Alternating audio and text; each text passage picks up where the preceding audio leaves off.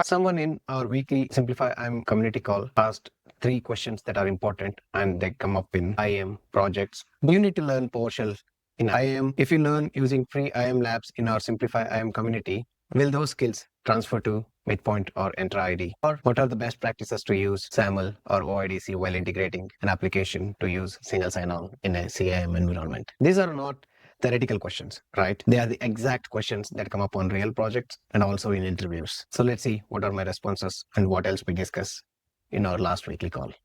Shrinath, how are you? Oh, good.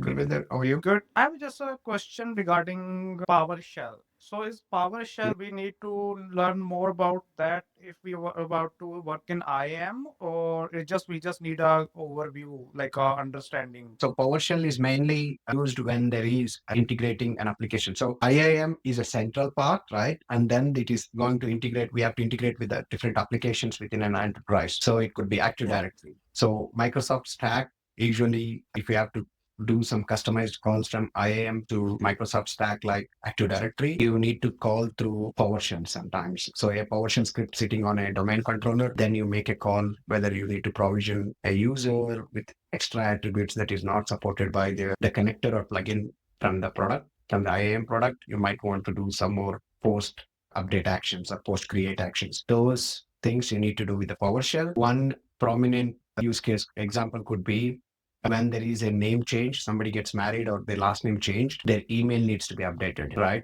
And nowadays, Active Directory has always a connection to Entra ID in every organization these days. And when we change the email, it's not easily synced with Entra ID. It always causes a problem. And you should make sure that the old email, the present email before the name change, should also be added as an alias. But for changing the email after their name change is always triggered through a remote PowerShell command from IAM. And that's where you script it.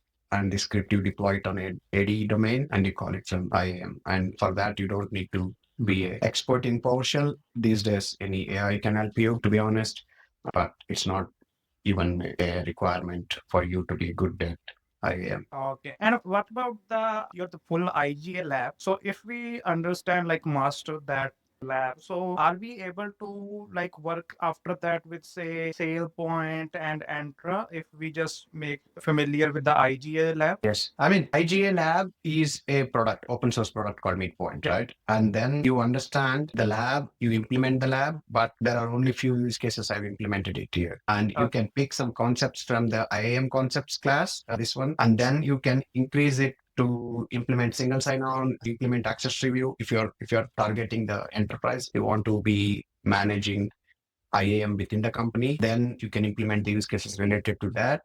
So then you learn the concepts, you implement on one product. So implementing the same concept on another product is just knowing the UI and how the framework of that product. So yes, in a way, you could always apply. That's the idea behind it, because I work even now also from last 10 years on SailPoint exclusively as an architect at one customer, along with other products I work. But I know it's all about getting to know how I am getting into mindset of an IAM engineer or IAM architect or IAM analyst with these concepts using a lab, so that because you can keep learning anything. These days, you can learn any concept on any technology or any skill using AI. And is trying to get that into your DNA by using some hands-on, because as you do more things, you will try to break some things, you will look at the logs, then you will understand the concepts and you get slowly into the mindset of an IAM guy, and you pick up more things, some other concepts from PAM, all these things. So then you will be able to quickly adapt to a new product. Because after 3 years, you might want to switch to a new job. It should not be that like you are stuck to one product and you will be only known for that product. You should be rather agnostic to any product, and you should be able to switch to it. Because you never know with AI or with these vendor companies who might be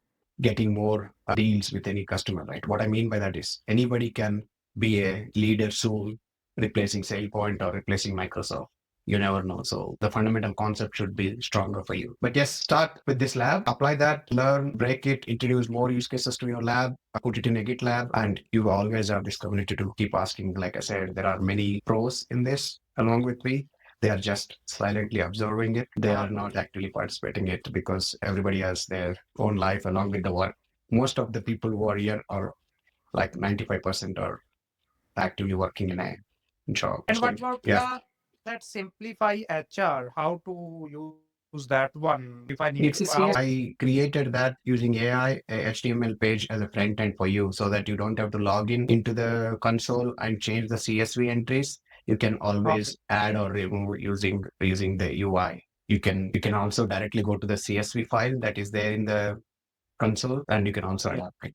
Yeah, And I have think this done is a few fast. labs with this one, the OpenAuth and SAML. The only No? just doubt I have is how we decide which app needs what type of integration. Like it's the modern one, like the OIDC one, or the SAML one. Like who decide and how we decide that. It depends on the target application. So if the target application is using OIDC, always go for OIDC because that is more standardized. And SAML was mainly created to do the single sign-on within the enterprise. And OIDC, I mean, SAML also can be used, but it's heavy in terms of the protocol and the messages sent. So on the internet, when you use OIDC is the best and it is fast. So OIDC, as long as an application that you are trying to integrate with CIM like Auth0 or Entra ID, if that application supports OIDC, always go for that. So say like if we had an interview and if they ask us like, do you want to do an integration and which protocol will you choose and why? It's always up to this, what is the best practice. Best practice is, like I mentioned, is always to choose OIDC if you're on internet. And if it's in SAML, if it's an enterprise within the company, maybe you can fall back to SAML, even if if the app supports both. Maybe SAML integration is much easier to do for you because the team is not reachable and they cannot create an API key for you. But always the best practice is to go for OAuth and OIDC mainly for the login.